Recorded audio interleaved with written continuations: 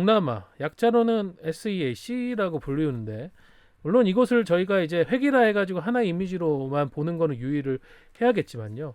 축구 인문학적으로 본다면은 뭐 동남아 축구는 세계 축구의 변방인 아시아에서도 인도와 더불어서 좀 가장 약한 그렇죠. 전력을 네. 지닌 지역으로 오랜 시간 인식돼 왔습니다.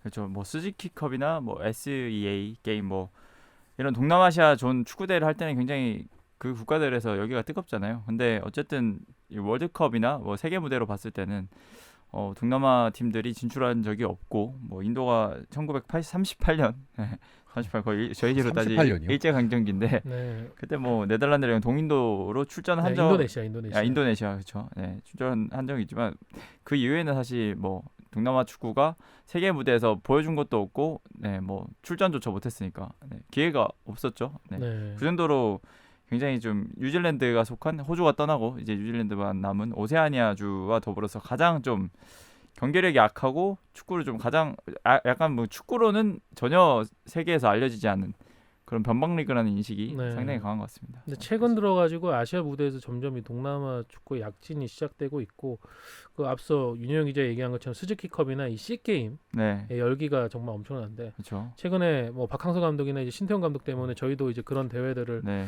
좀 감정 이입을 하면서 관찰을 한 부분들이 있는데 사실 잠재력은 대단한 것 같아요. 그러니까 그 부분이 아직 완전히 깨어나지는 않은 건데 베트남에는 그런 얘기도 있다고 하더라고요. 베트남 남자의 인생에서 가장 중요한 거 두 가지가 있는데 하나는 오토바이고 하나 축구다. 너 아니냐? 저랑 비슷한데. 윤영 기자 아니에요? 진짜요? 베트남 가야 되는데. 베트남 가보셨죠? 저는 태국만 잠깐 취재 때문에만 다녀와가지고 동남아의 어떤 성향이나 분위기를 저는 잘 몰라요. 저도 한 번도 안 가봤는데 요즘은 뭐 유튜브를 통해서 세계를 다 가볼 수 있기 때문에 조준 네. 기자와 헌인혜 기자는 가봤습니까 동남아? 저 안 가봤어요. 저는 가봤거든요. 베트남을 어. 가봤는데 오토바이가 정말 많아요. 네. 근데 그만큼 중요한 게 축구라고 하니까 이게 실감이 나요. 일단 가본 사람 입장에서 엄청 실감이 납니다. 그 정도로 중요하다는 거. 실제로 이제 동남아 대부분 국가에서 아마 베트남뿐만 아니라 인기 스포츠 1번이 축구인 걸로 알고 있습니다. 그래서 중계권료 같은 산업적인 수치로도 드러나는데 타이 프리미어리그 태국 리그죠. 태국 리그의 경우 2014년에 200억 원의 중계권료를 달성한 데 이어서 2021년에는 800억 원으로 야. 수직 상승했습니다. 이게 중계권 계약이 뭐 인기와 열기 뭐 이런 것만 고려돼서 결정되는 건 아니지만 그만큼 관심이 많고 뜨겁다는 것은 분명한 것으로 보입니다. 네. 말레이시아도 제가 알기로 2018년에 계약한 게 연간 한 120억 정도. K리그 2배예요. 그러네요. 네. 그러니까 이 국가들이 경기력은 분명히 객관적으로 볼 때 K리그보다 떨어지는 건 맞는데 네. 어떤 그 산업적인 열기, 잠재력, 인기 이런 거는 어떻게 보면 K리그보다 더 높다 이렇게 할 수도 있는데 하지만 이 동남아 축구가 엄청난 위기에 몰린 시기도 있었는데요.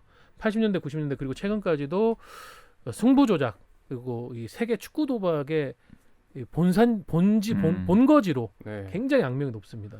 네, 그 60년대 뭐 70년대 동남아 축구의 중심이었던 버마, 지금 미얀마를 무너뜨린 게 바로 승부조작이었는데 이 싱가포르 같은 경우에는 승부조작 조직들이 모여 있어서 인터폴의 공조로 수사가 들어가기도 했고요.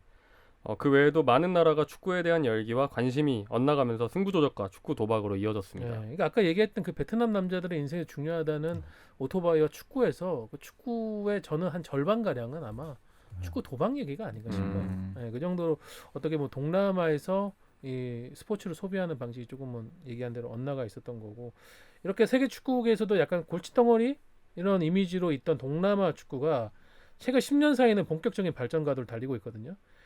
이번에 챔피언스리그에서 K리그가 고전을 한 것을 계기로 우리가 동남아 축구는 어떻게 변화하고 있는지를 좀 제대로 들여다봐야 될 것 같다고 해서 이제 오늘 하드캐리 에피소드를 준비했고요. 저희가 현미경 취재를 좀 해봤습니다.